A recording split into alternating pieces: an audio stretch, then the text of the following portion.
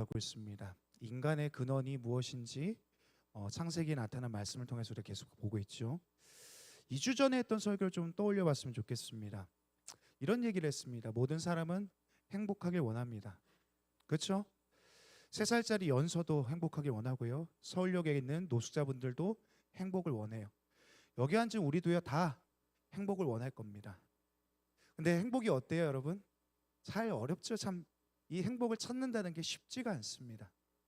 쉽게 이 행복이 우리 가운데 오는 것도 어려울 뿐더러 아주 짧아요. 우리를 그리고 계속해서 만족해 주는 것도 아닙니다. 금방 날아가 버리죠. 지난주에 제가 되게 기쁜 소식이 있었습니다. 디아블로 확장팩이 나왔습니다. 증오의 군중과 모시긴가 하는 게임이에요. 그러니까 아마 모르는 분들이 계실 거예요. 저는 이제 블리자드라는 회사에서 나오는 게임들 되게 좋아하거든요. 옛날 사람들이라서요. 롤 이런 거 잘 안 해요. 뭐 배그 이런 거 안 합니다. 저는 오버워치하고 디아블로하고 이런 거 해요. 디아블로가 뭐냐면요, 악마 잡으러 가는 게임입니다. 제가 또 목사잖아요. 그러니까 악마를 잡아야 되잖아요. 그러니까 게임도 그런 게임을 하는 거죠. 악마를 잡아야 되겠다 해서 캐릭터 수도사 이런 거 합니다. 악마 사냥꾼 이런 거 합니다. 나온다는 소식을 듣고 되게 행복했어요. 막 평이 되게 좋았거든요. 그래서 고민을 하다가 가격이 그렇게 싸지 않아서 그래도 한번 좀 내가 기다렸던 게임이니까 한번 해보자 질러서 게임을 사서 다운을 받고 설치를 이제 기다리고 있는데 한 10분인가 한 20분 정도 걸렸던 것 같아요. 되게 좀 길더라고요. 시간이 길게 느껴지더라고요. 그리고 게임을 딱 켰습니다. 근데 되게 재미가 없는 거예요. 그래서 한 30분 하다가 게임을 껐어요. 그러니까 전 그런 생각이 들었어요. 차라리 게임을 다운받는 시간이 더 행복하다 이런 생각이 들었거든요. 제가 왜 이런 얘기를 하냐면요, 우리의 행복이란 그런 거죠. 나를 정말로 만족시켜줄 그런 행복은 사실 어디에서 발견하기가 어려워요. 있다 하더라도요, 진짜 잠깐뿐입니다. 뭐 남자친구, 여자친구 이 사람하고 뭔가를 하면 괜찮을 거다? 아니요, 그렇지 않아요. 결혼하면 나아질 거다? 아이를 가지면 괜찮아질 거다? 그렇지 않습니다. 우리의 삶의 만족이라는 것은요, 마치 신기루 같은 거예요. 잡힐 것 같은데 안 잡혀요. 우리에게 행복이란 마치 그런 거죠. 성경은 왜 우리가 이렇게 되었는가에 대해서 낙원을 잃어버렸기 때문이라고 얘기합니다. 에덴에서 쫓겨났죠. 가인이 쫓겨난 것처럼요. 그렇다면 왜 우리는 쫓겨났음에도 불구하고 행복을 여전히 갈구할까요? 원할까요? 그것은 사람 안에 낙원에 대한 향수가 있기 때문이죠. 그래서 자연스럽게 우리는 한 번도 에덴을 본 적도 없고 가본 적도 없고 경험한 적도 없지만 그 에덴에서의 감정을, 그 에덴에서의 상태를, 그 에덴에서의 만족을 원하는 것이 인간이 원초적으로 바라는 것, 그것이 행복이라는 단어죠. 그것이 우리의 모습이라는 겁니다. 우린 그렇게 낙원을 또 행복을 꿈꾸지만요, 다 어떻습니까? 가인과 같다고 했습니다. 가인처럼 방황하고 유리하죠. 여기에 행복이 있나 저기에 행복이 있나 떠나보지만 거기엔 행복도 없고 평안도 없습니다. 안정도 없습니다. 그렇기 때문에 우리의 인생은 비참할 수밖에 없다라고 했습니다. 가인 같기 때문에요. 그래서 어떻게 결론을 내렸습니까? 무엇이 필요한가? 우린 낙원으로 다시 돌아가야 된다고 했습니다. 사람은 하나님으로부터 지어진 존재이기 때문에, 하나님의 형상이기 때문에 하나님을 떠나서는 그 행복을 누릴 수 없다, 취할 수 없다. 잠깐은 행복인 것 같지만 금방 날아가 버릴 뿐이다 라고 했습니다. 세상에서는 그토록 만족을 모르는 우리지만요, 마치 불치병에 걸린 것처럼요, 하나님 앞에서는, 하나님 안에서는 그 불치병은 거기서 존재할 수 없다라는 얘기도 했습니다. 저는 청년들의 삶 가운데 헛된 행복들을 또는 우리 안에 잡히지 않는 것들을 쫓기보다 주님과의 질서를 회복함을 통하여서 하나님 안에서 누리는 행복들이 여러분 안에서 다시 한번 회복되어지고 나타나게 되길 소원합니다. 오늘은 새로운 이야기를 좀 나눠봤으면 좋겠습니다. 말씀을 나누기 전에 한번 이런 질문을 해볼게요. 문화라는 단어를 아시죠? 문화. 여러분, 누군가 여러분에게 문화가 무엇입니까? 라고 묻는다면 여러분은 어떻게 대답할 겁니까? 문화. 문화가 뭡니까? 여러분이 생각하는, 정의하는 문화가 무엇입니까? 어떤 사람들은요, 이런 걸 떠올릴 겁니다. K-팝 같은 거죠. 아니면 넷플릭스에서 뭐 유행하고 있는 인기 있는 그런 영화 같은 것들 떠올릴지 모르겠습니다. 요즘 잘 듣는 음악을 생각할지도 모르겠습니다. 여러분이 유심하게 지켜보는 그런 그림이나 어떤 이미지들을 떠올릴지 모르겠습니다. 아니면 요즘에 유행하는 밈 같은 거일 수도 있겠죠. 문화에 대한 다양한 정의들이 있지만요. 문화에 대한 정의를 내리는 인류학자들은 문화를 이렇게 이야기합니다. 문화는 인간의 집단 행동의 양식이다. 좀 되게 딱딱한 단어죠. 집단 행동의 양식이다. 무슨 말이냐면 이런 겁니다. 문화라는 건 많은 사람들이 같은 방향으로 움직여야 하는 동기이자 이유라는 겁니다. 보통 사람은 어때요? 잘 안 움직입니다. 엉덩이가 다 무거워요, 사람들은요. 게다가 좀처럼 함께 한 마음이 되어서 가지 않습니다. 다 난 원하는 거 할 거야. 이렇죠. 근데 문화는 뭡니까? 함께 엉덩이를 띄어서 움직이게 하는 무엇이라는 거죠. 그럼 언제 우리가 함께 움직입니까? 정말로 의미 있고 가치 있다고 여기는 일에 함께 움직입니다. 그래서 문화는요, 이렇게 정의할 수도 있겠습니다. 문화란 한 시대의 사람들이 좋은 삶이라고 믿는 것들의 표현이다.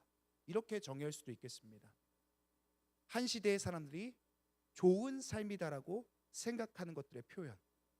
문화가 좋다는 얘기가 아닙니다. 그 시대의 사람들이 좋다고 여기는 것들이 지금 우리의 문화라는 거예요. 뭐 예를 들어서 생각, 방식, 취한, 습관, 상징 뭐 이런 것들 전부 다 그게 문화죠. 좋다고 여기는 것. 예를 들면 이런 거겠습니다. 2014년도에 20대 청년들 대상으로 설문조사를 했습니다. 사랑하는 사람들과 결혼을 전제로 혼전동거를 하는 거 어떻습니까? 라는 질문에 그때 당시에 2014년에는 약 50%가 괜찮습니다, 좋습니다 라고 대답했습니다. 이 당시에는요, 동거가 일반적으로는 좀 우리 안에 통용되지 않던 시대였습니다. 좀 이제 꺼렸죠. 하더라도 쉬쉬하는 그런 문화 가운데 있었습니다. 근데 오늘날 2024년, 2025년 통계 중에서 청년들은 어떻게 응답했냐? 동거에 대해서 80%가 찬성한다고 얘기했습니다. 그리고 실제로 현재 연애를 하며 자취하는 학생 중 2명 중 1명은 이미 동거를 하고 있다고 답을 했습니다. 이것이 옳다 그르다 이게 아니라 이게 오늘날 문화라는 거예요. 많은 청년들이 이것이 좋은 삶이다라고 생각한다는 겁니다. 또 돈에 대해서는 어떻습니까? 돈은 인생에서 가장 중요한 것이다. 돈을 위해서 살아야 된다. 돈을 쫓아야 된다라고 말하는 것, 그것이 아주 오래전부터 우리 삶에, 우리 인간들에게 문화가 되어 왔죠. 그래서 오늘날 문화는요, 우리의 삶에 다양한 영역 속에서 우리의 삶을 흘러 들어와서 우리의 삶을 지배하기도 하고 우리를 바꾸기도 하는 것이 오늘 문화의 형태라는 겁니다. 자, 그러면요, 성경은 우리 문화에 대해서 어떻게 이야기할까요? 문화는 나쁜 것이다 이렇게 얘기할까요? 창세기 1장 말씀을 보면요, 하나님은 사람에게 이런 명령을 하십니다. 생육하고 번성하고 땅을 정복하라.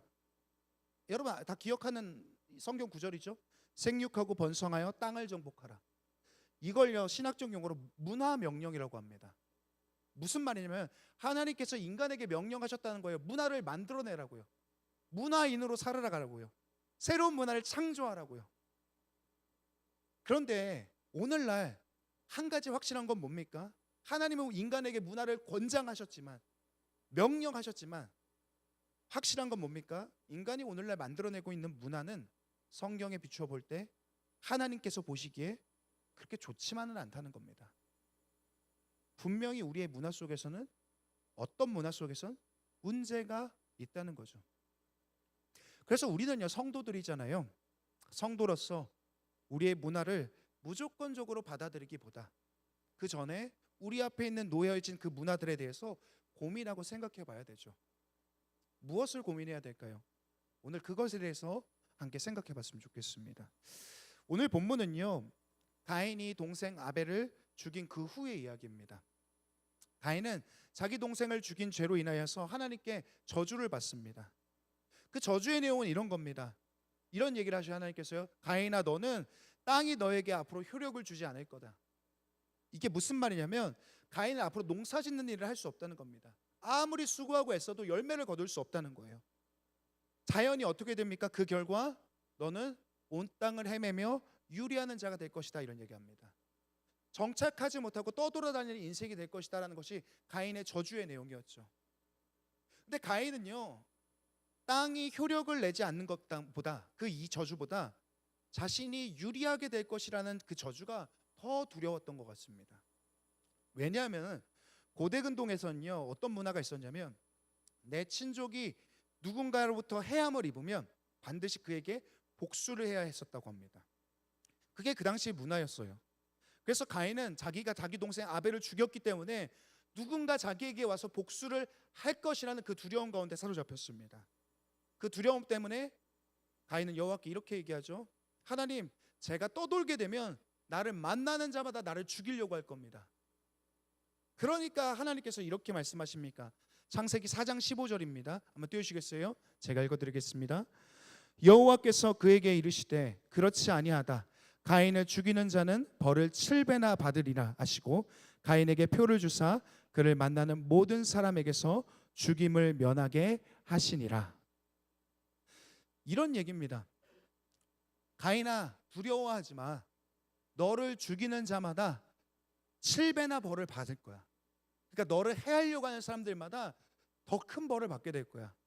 그러면서 하나님께서 가인에게 무엇을 주시냐면 보호의 표를 주십니다. 보호의 표. 네, 말씀 바로 지어주셔도 됩니다. 이 표가 뭐였을까요? 영어로 이야기하면요, 사인이라고 할 수 있어요. 원어로 보면 오트라는 단어입니다. 뭐 기념, 표시, 뭐 흔적 이런 뜻들을 갖고 있거든요.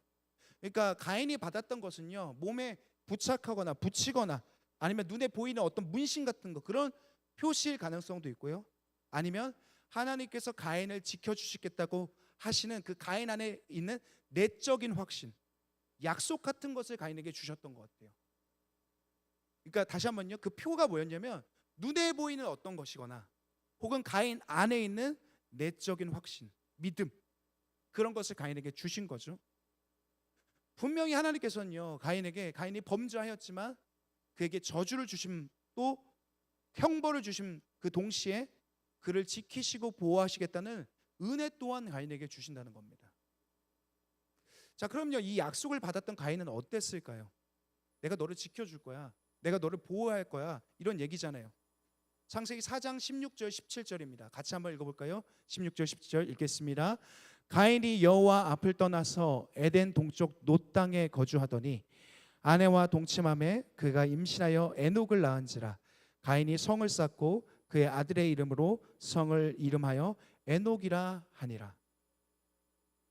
하나님은 이렇게 약속하셨어요. 내가 너 지켜줄게. 다른 사람들이 너 해치지 못하게 할게. 그 약속이 있었지만 그 표를 받은 가인은 여호와 앞을 떠났다, 이렇게 되어 있습니다. 그리고 나서 그가 무엇을 합니까? 성을 지었다, 이렇게 얘기해요. 그가 왜 어떤 행동을, 어떤 사건을 기점으로 이 행동을 했는지 되게 중요하거든요. 오늘 말씀해 보니까 가인이 아들 에녹을 낳은 후입니다. 가인이 어땠을까요? 자기 아들을 낳고 나서요, 이런 생각이 들었을 것 같아요. 내가 지켜야 될 대상이 한 명이 늘었구나. 내가 보호해야 될 대상이 한 명 더 늘었구나. 아마 가인은 그 생각이 들었던 것 같습니다. 그래서 하나님께서 가인을 지켜주시겠다는 그 표가 그에게 있음에도 불구하고 여전히 가인의 마음이 두려웠던 거죠. 그래서 가인은 어떻습니까? 성을 짓고 여호와 앞을 떠나 성을 짓고 그 아들의 이름을 따서 에녹이라 짓습니다. 오늘 가인이 성을 쌓았다는 것은 무엇을 의미할까요? 하나님이 나를 지켜주시겠다는 약속을 신뢰하는 삶일까요? 아니면 내 운명은 내가 책임지겠다는 선언일까요? 또요, 하나님이 나에게 허락하신 유리하는 삶을 살 것이라는 그 벌을 순종하며 받는 삶일까요? 아니면 그것을 정면으로 도전하는 삶일까요? 오늘 가인은요, 이 성을 쌓는 행위를 통하여서 하나님 뜻에 정면으로 도전하고 있습니다. 너는 유리하게 될 것이야. 아니요, 전 정착하며 살 거예요. 너 내가 지켜줄 거야. 아니요, 저의 인생은 제가 책임질 겁니다. 성을 쌓죠. 아무도 들어오지 못하게 합니다. 그들만의 세상을 이뤄요. 어떻습니까? 때로는 우리도 이러한 성을 쌓죠. 성경을 보면 성도에게 하나님께서 주시는 약속은 무엇입니까? 우리를 지키시겠다는 표시들이, 그 표가 성경 속에 무수히 많이 나타나요. 그러나 대체로 우리는 어떻습니까? 그 약속을 잘 신뢰하지 못합니다. 믿지 못해요. 스스로 알게 모르게 늘 내 운명은 내 스스로 책임져야 된다고 생각해요.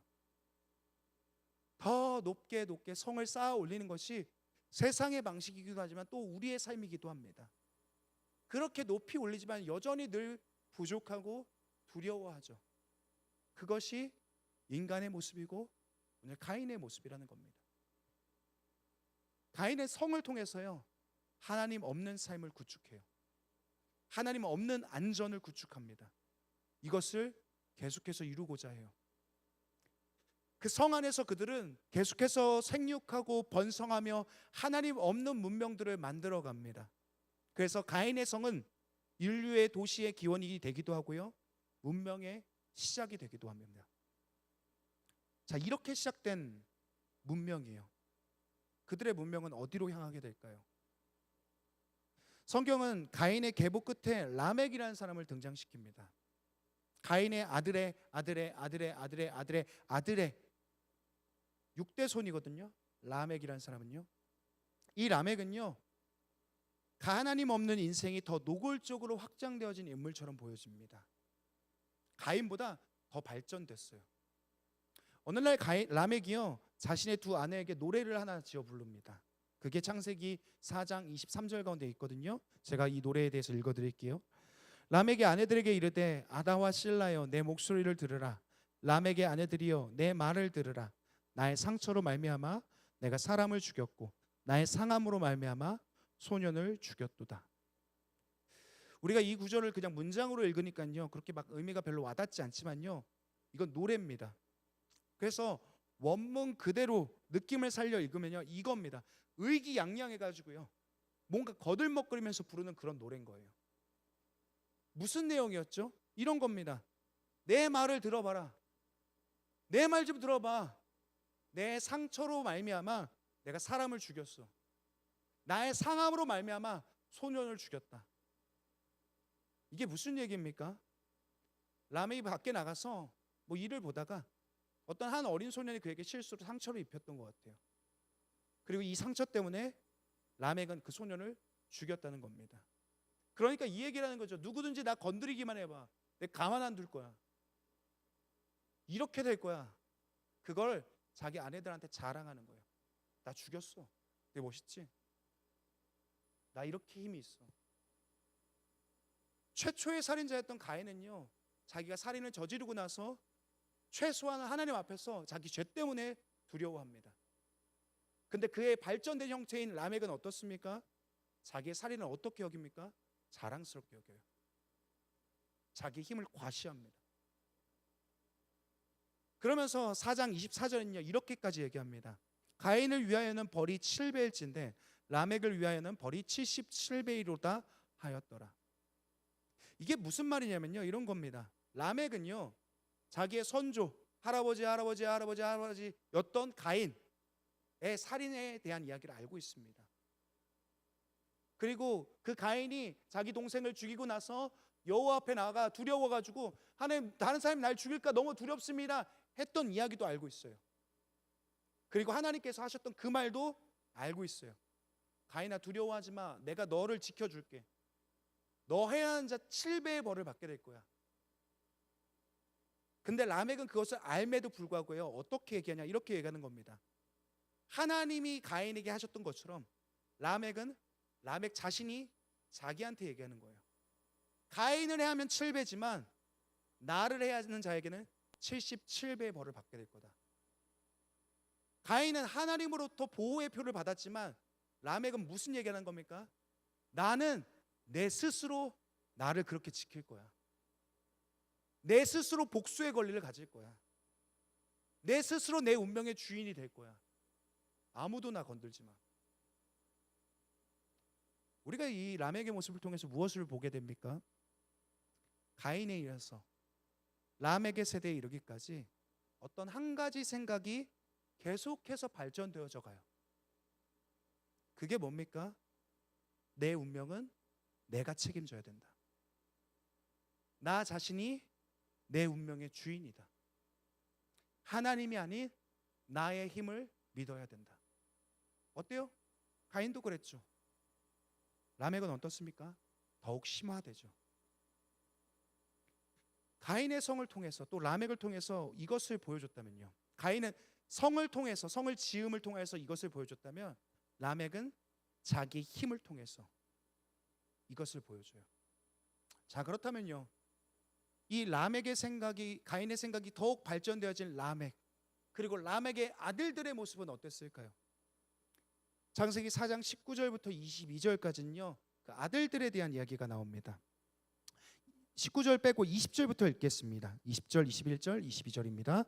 우리 같이 한번 읽어볼까요? 시작.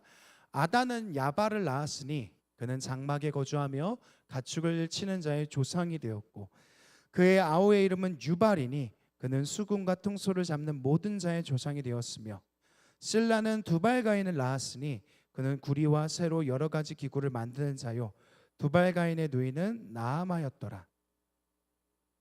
오늘 라멕의 아들들의 이름이 나옵니다. 그 아들들의 이름이 되게 희한하거든요. 다 발자 돌림이에요. 야발, 유발, 두발 이렇게 되거든요. 이 세 아들은요 각각 문명의 중요한 역할들을 나타냅니다. 그러니까 조상들이 되었다 이런 얘기를 합니다. 첫 번째 아들은요 야발입니다. 그에 대해서 어떻게 설명하냐? 가축을 치는 자의 조상이 되었다 이런 얘기합니다. 무슨 말이냐면 축산업이죠. 목축업의 시작이 되었던 사람. 음식을 책임지고요, 농경사회를 이뤘고요, 무역과 상업의 시작이 된 사람이 이 야발이라는 사람이었던 것 같습니다. 그리고 두 번째는 유발입니다. 유발은 수금과 통수를 잡는 자의 조상이었다고 얘기해요. 그러니까 모든 음악과 예술에 관한 조상들이죠. 세 번째 아들은 두발가인입니다. 이 사람은 쇠로 여러 가지 기구를 만들었다 이렇게 얘기합니다. 근데 히브리어 원뜻을 보면요, 날카로운 철과 날카로운 무기를 만들다 라는 뜻을 갖고 있습니다. 그러니까 이때부터 이 무기를 생산했으며 전쟁과 싸움이 일상적인 삶이었다는 것을 보여줍니다. 자, 그러면요, 야발, 유발, 그리고 두발가인, 이들이 지금 나타내고 있는 것은 무엇입니까? 야발은 목축이라고 했죠. 경제적 풍요의 상징을 나타냅니다. 유발은 음악과 예술이라고 했죠. 기쁨과 쾌락의 상징을 나타내요. 두발가인은 금속 기술과 무기 제작 기술이었죠. 기술과 힘의 상징을 나타내요. 풍요, 즐거움, 힘, 그때부터 시작된 겁니다. 지금도 우리 삶에도 나타나고 있죠. 지금도, 그때도 그랬지만 지금도 사람들은 여전히 이것이 좋은 삶이라고 믿고 있어요. 풍요, 즐거움, 힘, 이것 자체로는 악한 게 아닙니다. 너무 좋은 것들이죠. 목축도, 음악도, 기술도 하나님이 주신 창조 세계 안에선 다 가능한 문화 활동입니다. 우리가 누릴 수 있죠. 더 많이 이것들을 만들어낼 수 있습니다. 하나님은 절대로 문화를 미워하지 않으셨어요. 권장하셨죠. 명령하셨습니다. 근데 문제는 뭡니까? 문화 자체가 아니라 문화가 향하는 방향이에요. 문화 가운데 담겨진 생각이 문제입니다. 가인으로부터 비롯된, 시작된 이들의 문화는 계속해서 어디로 향합니까? 하나님 없는 방향으로 확장되어져 가요. 가인이 그랬고, 라멕이 그랬고, 야발, 유발, 두발가인이 그랬던 것처럼 하나님 없는 이 문화의 끝은 무엇으로 향합니까? 풍요는 탐욕이 돼요. 기쁨은 쾌락이 됩니다. 기술은 폭력이 돼요. 이것이 지금까지 반복되어진 인간의 역사입니다. 하나님 없는 인생은, 하나님 없는 문화는 이렇게 변질되어져 가요. 우리에게 주셨던 것임에도 불구하고. 그래서 우리는 문화를요 중립적인 도구처럼 보여지지만 방향이 없으면 안 돼요. 그러면 어떻게 됩니까? 인간의 욕망을 섬기게 돼요. 라멕에게 길을 걸어가고요, 야발과 유발과 두발가인의 길을 걸어가게 됩니다. 사랑하는 청년 여러분, 주위를 한번 둘러봐요. 여러분 오늘 이 예배당 말고 여러분의 삶을 생각해 보세요. 주변 사람들이요, 친구들, 직장 동료들, 오늘 우리가 사는 이 시대가 가인과 라멕의 시대와 그렇게 다르지 않잖아요. 아니, 그때보다 사실 더 많은 가인의 성들이 세워져 있죠. 얼마나 높이 쌓아 올렸습니까? 더 많은 라멕의 노래들이 들립니다. 다 자기가 자신의 인생의 주인이 되어서 성을 높이 쌓아 올리고 그것이 영원한 것을 보장해 줄 것처럼, 모든 것을 지켜줄 것처럼 믿으며 살아요. 또 라멕처럼요, 하나님 없이 자신의 힘을 키우고 또 그 힘을 신뢰하며 그 힘을 이용해서 나에게 해를 입힌 자들을 안갚음하려고 합니다. 이 사회가 끊임없이 갑질하는 이유는요, 다 이것 때문이죠. 다 우리가 라멕의 후예들이기 때문이에요. 이 성은 어떻습니까? 이 가인의 성 안에서는요, 절대로 아무도 하나님의 이름을 찾거나 부르지 않아요. 그저 자기들의 노래만 부를 뿐입니다. 자, 들어봐라, 내 노래를 들어봐라. 내가 사람을 죽였다, 내 힘이 이렇다. 우리의 시대는 점점 그랬습니다. 하나님의 이름을 부르는 자들이 적어져 가요.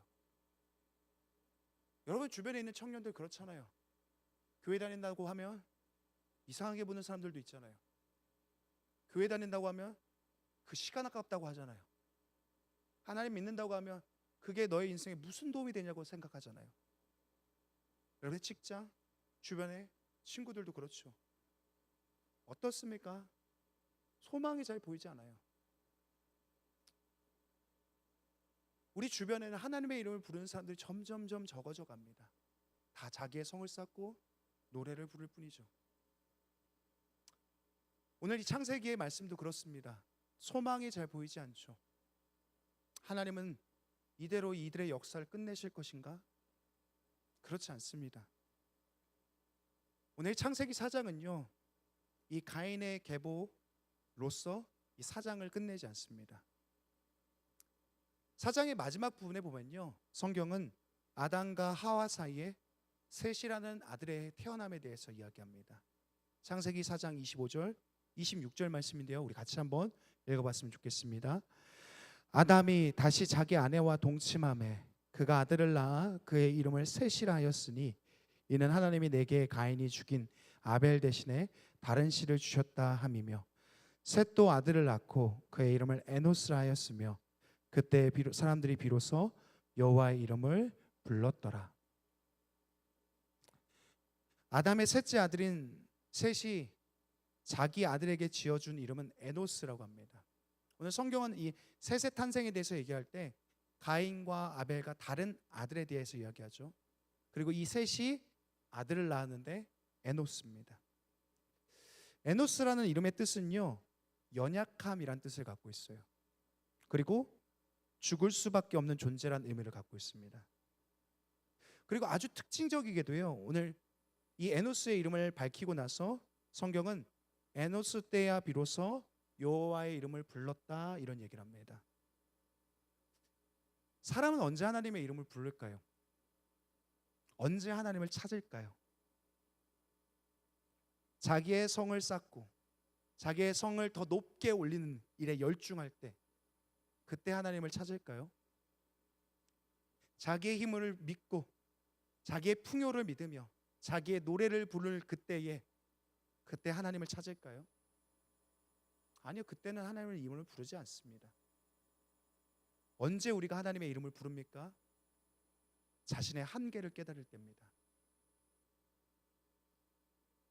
나의 성이, 나의 힘이, 나의 풍요가, 나의 젊음이 영원하지 않다는 것을 알게 될 때, 얼마든지 무너질 수 있다는 것을 깨닫게 될 때, 일평생 꺾이지 않을 것 같던 것도 꺾여질 때, 사람들은 그제서야 하나님의 이름을 부르게 되죠. 왜 에노스 때 하나님의 이름을 불렀을까요? 그때 사람들은 성이, 힘이 쇠할 수 있다는 걸 알았어요. 사람이 죽을 수밖에 없는 존재라는 걸 알게 됩니다. 누군가 픽픽 쓰러져 가죠. 되게 힘 있던 사람들이 나이가 들어갑니다. 그리고 힘을 쓰지 못하게 되죠. 그것을 이제 사람들이 보기 시작하는 거예요. 그제서야 사람들이 하나님의 이름을 부르는 거예요. 여기서 하나님의 이름을 불렀다는 건 그냥 한번 불러봤다는 의미가 아닙니다. 나의 하나님을 나의 주인으로서 인정하고 그의 말씀을 따라 살기 시작했다라는 의미입니다. 언제 그랬다고요? 우리가 에노스임을 알았을 때, 우리가 죽을 수밖에 없는 존재라는 것을 깨달았을 때, 그제서야 하나님의 이름을 불렀다는 겁니다. 사랑하는 청년 여러분, 여전히 우리가 살아가는 세상은 지금도 수많은 가인과 라멕의 후손들이 자신만의 성을 쌓고 자신의 문명을 세우고 자기의 힘을 과시하며 자기의 노래를 부르는 시대 가운데 살아갑니다. 그 속에서 우리는 혼란스러워해요. 나도 성을 쌓아야 하는가? 나도 힘을 길러야 하는가? 나도 내 노래를 불러야 하는가? 나도 라멕처럼 살아야 하는가? 그러나 오늘 성경은요, 셋의 후손에 대한 이야기를 합니다. 셋의 후손들, 에노스의 사람들은 어땠습니까? 자기의 연약함을 알고 내가 죽을 수밖에 없는 존재라는 것을 인정하고 하나님의 이름을 부릅니다. 라멕의 노래는요, 내가 나를 지킨다 였지만 이 에노스의 노래는요, 하나님이 나의 구원이시다 라는 것이 그의 노래였습니다. 여러분은 어떤 사람입니까? 여러분은 어떤 노래를 부르고 있습니까? 내가 나를 지키며 내가 내 인생의 주인이고 내 운명의 개척자라는 노래를 부르십니까? 아니면 에노스와 같이 그때의 사람들과 같이 하나님만이 나의 산성이시며 나의 구원이십니다라는 노래를 부르고 계십니까? 하나님 없는 인간은 자기의 성을 쌓아요. 그렇지만 하나님을 알고 나의 연약함을 아는 사람들은 주의 이름을 부릅니다. 그게 오늘 성경의 가르침입니다. 우리도 무수히 많은 성을 지금도 쌓고 있죠. 작게, 높게, 많게 여러 가지 성들을 쌓습니다. 그 자체가 나쁜 건 아니라고 생각해요. 하지만 그것이 하나님을 대신하기 시작할 때에 그것은 가인의 성과 같이 될 겁니다. 여러분의 경력, 취미, 기술, 관계, 문화 다 즐기십시오. 하나님이 명령하셨으니까요. 그러나 반드시 그 안에선 여러분의 노래가 아니라 하나님을 부르는 소리가 나와야 됩니다. 마지막으로요, 제가 좋아하는 시편 127편을 소개하고 마치려고 합니다. 127편 1절 말씀은요, 이런 이야기를 해요.